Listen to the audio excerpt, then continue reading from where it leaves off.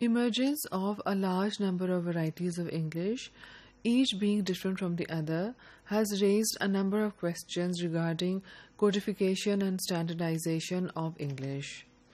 Let's take a look at what we mean by standardization. Standardization can be defined as a process by which the most conventional forms of English are established and maintained. By most conventional forms, we mean the most regional forms, which again means that the innovations and the creativity which the newer varieties of English demonstrate, all these creativity and innovations are kept at bay and are not allowed to be mixed with the standard form. So this standardization is the process which makes sure that the most original form of the language is preserved and promoted. Standardization may occur automatically. You do not do anything about it, and the most original forms are preserved and used by educated people.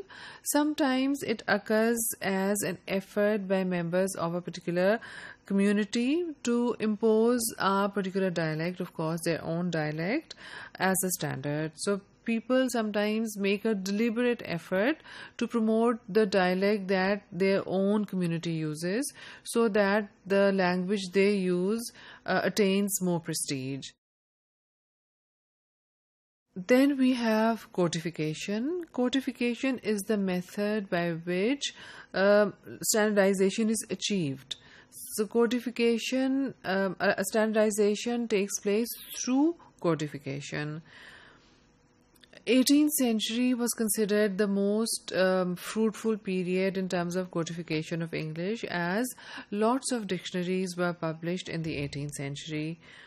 The term codification, however, itself was popularized only in the 1970s by the linguist Einar Organ. Codification, the methods which are used for standardizing a language through codification, involve the following. First and foremost, developing a writing system, which means developing a system of alphabets, how words are joined, and all these things.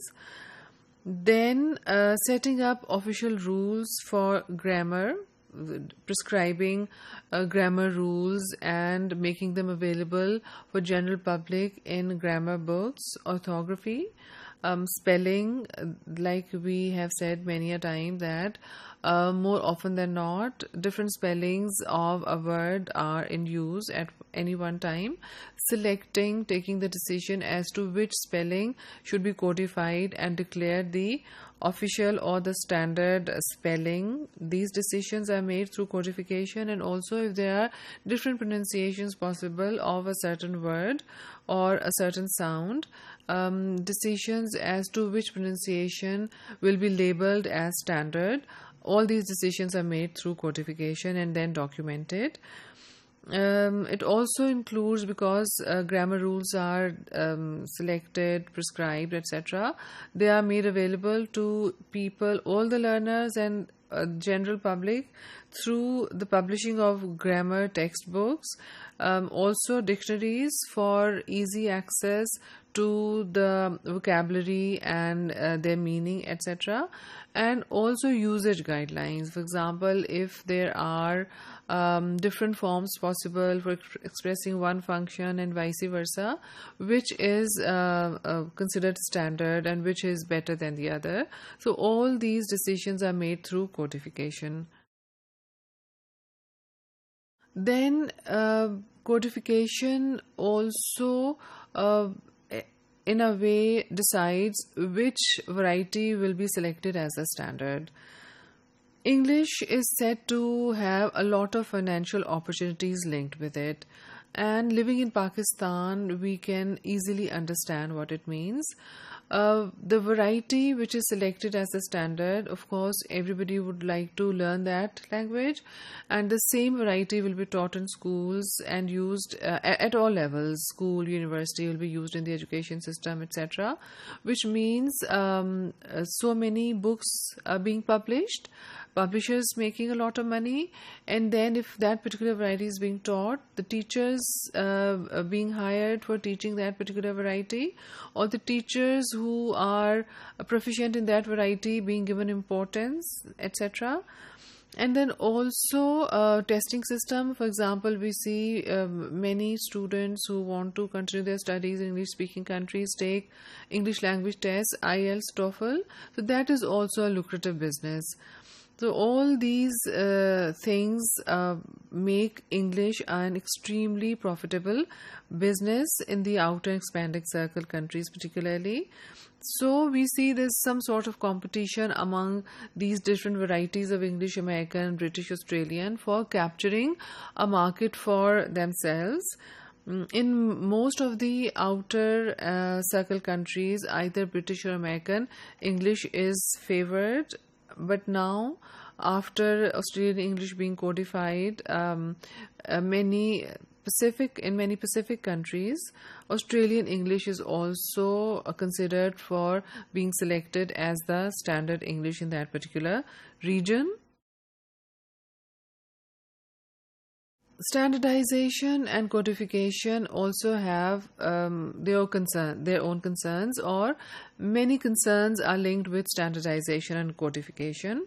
It is standardization actually which raises more concerns than codification.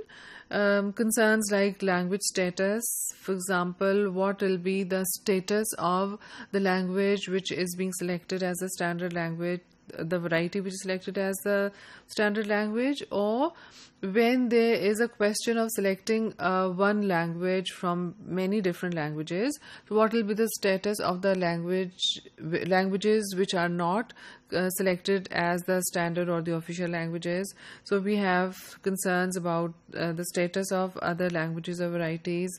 Then the issue of language variability, what degree of tolerance is shown by people, or is acceptable, the degree of tolerance which is acceptable for variations that we see in the standard language. For example, if the varieties are very different from the conventional original forms, will those varieties be completely rejected, or there will be some degree of acceptance and tolerance for those varieties?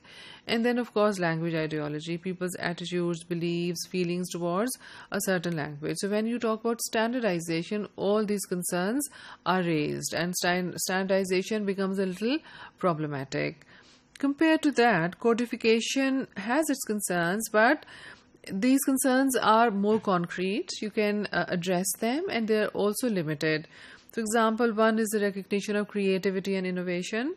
When a new word is being introduced, whether in the inner circle or the outer circle, what will be the status of that new word or that creativity, and the decision whether the degree of standardization or the degree of formality and informality which is linked with an innovation, what degree of acceptability is linked with a certain innovation, all these decisions are made through codification. So these decisions are more tangible, they are easy to make compared to determining the status of a language, for example, which is a concern in standardization. Similarly, codification has to deal with the purpose of the use of a language and determining its domains of use. For example, which variety will be used in, let's say, government domain, education, etc., or which language will be used in government domain or education or more formal situations. Then one serious concern that codification has to deal with is this perceived superiority of the native speaker, this belief that the native speaker English is better than all the other varieties.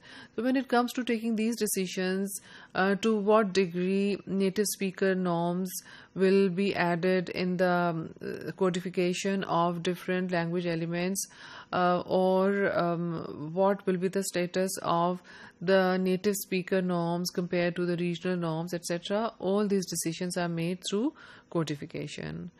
So we see that standardization and codification both are needed when it comes to standardizing of a language, but standardization has lots of concerns linked with it, whereas codification has concerns linked with it which are easy to address and which are more concrete.